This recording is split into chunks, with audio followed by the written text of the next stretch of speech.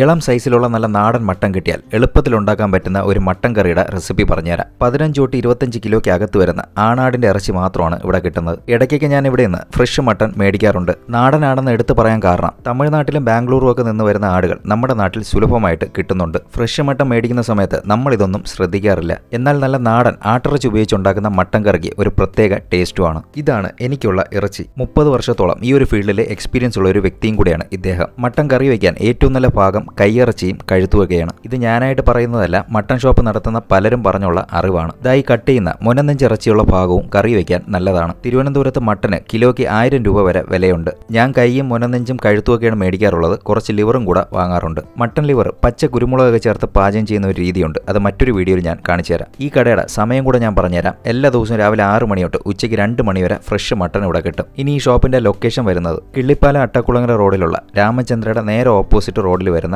Nasif fresh mutton. ഇനി നമുക്ക് mutton കറിയുടെ റെസിപ്പി നോക്കാം. വെളിച്ചെണ്ണയിൽ ഇഞ്ചി വെളുത്തുള്ളി പേസ്റ്റും കറിവേപ്പിലയും ചെറിയ ഉള്ളിയും പച്ചമുളകും ആദ്യം ചേർക്കുക. ഇതിന്റെ പച്ചമണം മാറി വരുമ്പോൾ ആവശ്യത്തിന് ഉപ്പും മഞ്ഞപ്പൊടിയും കൂടെ ചേർത്ത് കൊടുക്കാം. കുറച്ചു നേരം ഇത് നല്ലോണം ഒന്ന് മിക്സ് ചെയ്യണം. ഇതിലേക്ക് ഇനി വൃത്തിയായിട്ട് കഴുകി വെച്ചിട്ടുള്ള മട്ടൻ ചേർത്ത് കൊടുക്കുക. കുക്കറിൽ വെക്കുന്നതിനേക്കാളും ഇങ്ങനെ തന്നെ വെക്കാൻ നോക്കുക. ഇളം മട്ടനാണ്, കുക്കറിന്റെ ആവശ്യം വരുന്നില്ല. നല്ലോണം മിക്സ് ചെയ്തിട്ട് അടച്ചു വെച്ച് മീഡിയം ഫ്ലെയിമിൽ കുക്ക് ചെയ്യുക. ഇറച്ചിയിൽ നിന്ന് തന്നെ വെള്ളം ഇറങ്ങിക്കോളും. ഒരു 20 മിനിറ്റൊക്കെ ആകുമ്പോൾ ഇളക്കി കൊടുക്കുന്നത് നല്ലതായിരിക്കും. 35-40 മിനിറ്റൊക്കെ ആകുമ്പോൾ മട്ടൻ പാകമായിട്ടുണ്ടാവും. ഇതിലേക്ക് ഗരം മസാലയും വറുത്ത് പൊടിച്ച മുളക് പൊടിയാണ് അടുത്തതായിട്ട് ചേർക്കേണ്ടത്. ഇത് നല്ലോണം ഇളക്കി കൊടുത്തിട്ട് ഒരു 5 മിനിറ്റ് അടച്ചു വെച്ചൊന്ന് പാചകം ചെയ്യണം. മട്ടൻ കറിക്ക് നല്ല കളർ കിട്ടാനായിട്ട് വെളിച്ചെണ്ണയിൽ കാശ്മീരി മുളക് പൊടി മൂപ്പിച്ച് ചേർക്കുന്നവരും ഉണ്ട്. അങ്ങനെ സിമ്പിളായിട്ടൊരു മട്ടൻ കറി റെഡി ആയിട്ടുണ്ട്. മട്ടൻ കറി എല്ലാത്തിൻ്റെ കൂടെയും ചേരും. ഞാൻ എടുത്തിട്ടുള്ള വൈറ്റ് റൈസും കുറച്ച് കപ്പയുമാണ്. എൻ്റെ വീട്ടിൽ ചമ്പാവരിയും ഉണ്ടാവും. വീഡിയോയുടെ ഭംഗിക്കായിട്ട് വൈറ്റ് റൈസ് എടുത്തു എന്നേ ഉള്ളൂ. അത് മാത്രമല്ല, മട്ടനൊക്കെ വയ്ക്കുമ്പോൾ വൈറ്റ് റൈസിൻ്റെ കൂടെ കഴിക്കുന്നത് ഒരു പ്രത്യേക ടേസ്റ്റുമാണ്. അതും കൗപ്പൊന്നി എന്ന് പറഞ്ഞൊരു റൈസ് ഉണ്ട്. അതാണ് എനിക്കിഷ്ടം. റൈസ് നല്ല സോഫ്റ്റ് ആയതുകൊണ്ട് മട്ടൻ കറിയിൽ നല്ലോണം ഇങ്ങനെ മിക്സ് ചെയ്യാൻ പറ്റും. ഇനി ഒരു നാടൻ രീതിയിലും കൂടെ ഒന്ന് കഴിച്ചു നോക്കാം. ആദ്യം തന്നെ കുറച്ച് മരിച്ചിനി എടുത്ത് ചോറിൽ ചേർക്കുക.